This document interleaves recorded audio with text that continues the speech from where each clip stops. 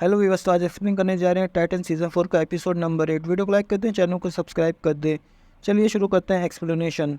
Episode की शुरुआत हम लोग सेबेस्टियन को देखते हैं, जो कि खून के कुएं से बाहर आ चुका है और वो विश से कहता है कि वो क्या बन गया है। तब विश उसको बताती है वो सबसे ताकतवर है और अब उसकी शक्ति का कोई मुकाबला नहीं कर सकता और उसके चाहने वाले उसका हर कहा मानेंगे।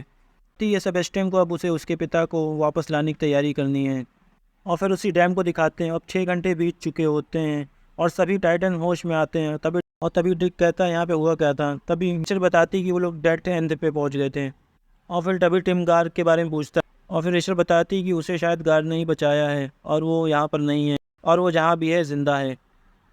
सभी टाइटन वहाँ से निकल लेते हैं। तभी कॉर्नर को कुछ महसूस होता है, तब वह ज़मीन पे पंच मार के उसको फोड़ता है। तभी वहाँ से एक बॉक्स उसको मिलता है और उसमें से एक लेटर निकलता है जो कि लेक्स लूथर ने लिखा होता है।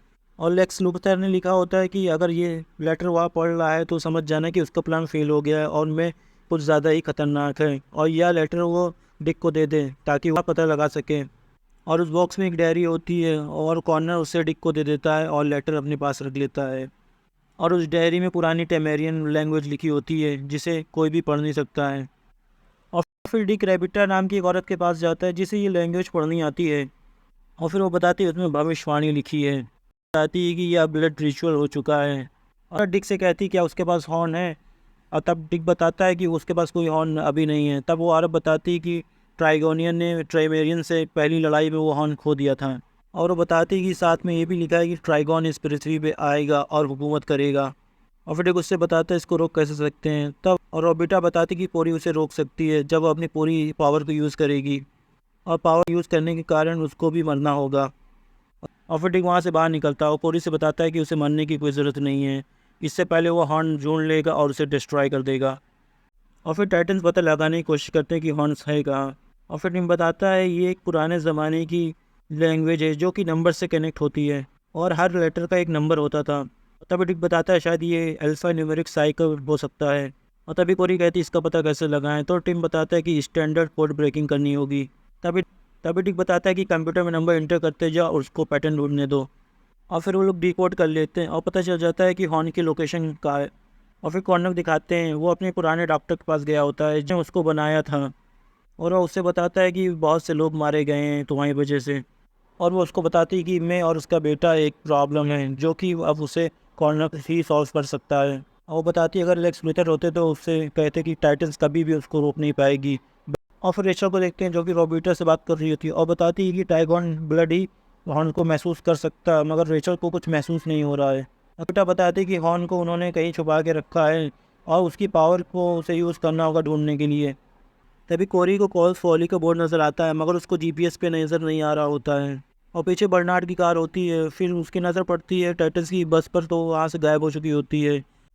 तभी डिक को एक कॉफ़ी बार नज़र आता है तो वहाँ पे वो कॉफ़ी पीने जाता है और वह अंदर बैठा ही होता है। तभी बाहर उसकी बस का चालान हो जाता है और तब वह कहता है कि इससे कुछ इन्फॉर्मेशन निकल सकती है। फिर वो बाहर आके उस ऑफिसर से बात करता है और तभी वो ऑफिसर बताता है कि आपकी गाड़ी कुछ ज़्यादा ही बड़ी है इसलिए उस पर चालान किया गया है। और फिर वह डिक से कहता है कि आप फाइन भर दें, मगर डिक उससे कहता है कि वो उसका सेटअप देखना चाहेगा।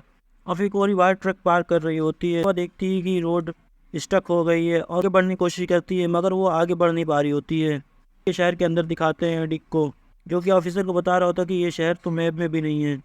और फिर वो ऑफिसर कहता है आपको यहाँ क्या चीज़ खींच लाई है। तब और फिर डिक बताता है कि वो एंटिक चीज़ों की तलाश में आया हुआ है। और फिर ऑफिसर डिक को बताता है कि वो कुछ और तलाश कर रहा है और वो उसकी मदद भी करेगा मगर इसकी ड्यूटी ख़त्म होने के बाद। और फिर कोरी डिक के पास आती है और बताती है कि वो उसे कुछ दिखाना चाहती है और कोरी फिर उसे वहीं रोड पे लेके आती है। और डिक आगे जैसे जैसे बढ़ रहा होता है रोड भी लंबी हो जा रही होती है। और डिक तभी बताता है कि निकलने का यहाँ से कोई और भी रास्ता होना चाहिए। और कोरी बताती है कि उसे निकलने की काफ़ी ट्राई करी है मगर वो शहर से नहीं निकल पा रही है और वो लोग वहाँ पे फंस गए हैं। और डिक बताता है कि हम दूसरी तरफ देख तो सकते हैं मगर कोरी बताती है कि ये दूसरी देख सकते हैं मगर उस पार जा नहीं सकते हैं। फिर कोरी बताती है कि रोबोटर ने बताया कि हॉर्न्स के प्रोटेक्टर उसको प्रोटेक्ट कर रहे हैं, शायद ये उन्हीं लोग का काम है। और तभी हम रेशो को देखते हैं जो वेट्रेस पे नज़र रखी होती है और वेट्रेस को एक आदमी धमका रहा होता है कि उसने उसको पिलाया कि नहीं पिलाया। और तभी वहाँ पे रेचल आ जाती है और वह उसको देख के भाग जाता है। फिर रेचल को चक्कर आने लगते हैं और वो वहीं पे बेहोश हो जाती है। और तभी रेचल होश में आती है। तभी वो लड़की उसके पास गन लेके आती है और बताती है कि उसने उसे ड्रग दिया था और बताती है उसने ऐसा ड्रग दिया है कि उसकी पावर इस शहर में नहीं काम करेंगी। और तभी उसके डैड आते हैं और पूछते हैं कि सेबेस्टियन कहाँ पर है। और बताती है अगर वो लोग ट्राइगन के बेटे से डर रहे हैं तो उन्हें डरने की कोई ज़रूरत नहीं है। तो वो वेट्रेस उसे पूछती है वो यहाँ पर कैसे आई है और वो है कौन। तभी रेचल बताती है वो ट्राइगन की बेटी है। और तभी उसके डैड बताते हैं कि भविष्यवाणी में उसकी बेटी का जिक्र नहीं है। और बताती है वो जिसकी तलाश कर रहे हैं ट्राइगन का बेटा वो यहीं पर आएगा और वो और उसके बाकी दोस्त उसकी यहाँ पे मदद करने आए हैं। और फिर तभी वेट्रेस बताती है क्लॉज फोरी या तो जादू है या तो शापित है और वो लोग यहाँ पे सालों से कैद हैं और सभी लोग मसीहा का इंतज़ार कर रहे हैं। सभी शहर वालों को लगता है मसीहा उनकी रक्षा करेगा। और तभी रेचल बताती है कि वो ऐसा कुछ भी नहीं करेगा। और फिर रेचल कहती है वो उसे आज़ाद करने और हॉर्न्स को ढूंढने में मदद करेंगे तो इन सबको वहाँ से निकाल देगी। फिर डिक को दिखाते हैं जो कि शेरिफ के ऑफिस पहुंचा हुआ होता है और शेरिफ अपने 2 ऑफिसरों के साथ होता है। और डिक उससे कहता है वो हॉर्न उसे दे दे वो वहाँ से चला जाएगा। मगर शेरिफ उसको कहता है ऐसे नहीं होगा। अपने ऑफिसरों को उस पर हमला करने का इशारा करता है और फिर डिक और ऑफिसर्स के बीच में एक धमाकेदार एक्शन सीन दिखाया जाता है। और फिर उसके 2 ऑफिसर डिक को पकड़ लेते हैं और फिर वह उसको करंट लगा के बेहोश कर देता है। और फिर डिक को वह बाहर लेके जाता है और सभी शहर वाले बाहर इकट्ठा होते हैं। और डिक दिखता है कि मैं और सेबेस्टियन भी सामने उसके खड़े हुए हैं। इसी के साथ यह बेहतरीन एपिसोड खत्म होता है। वीडियो को लाइक करें, चैनल को सब्सक्राइब करें।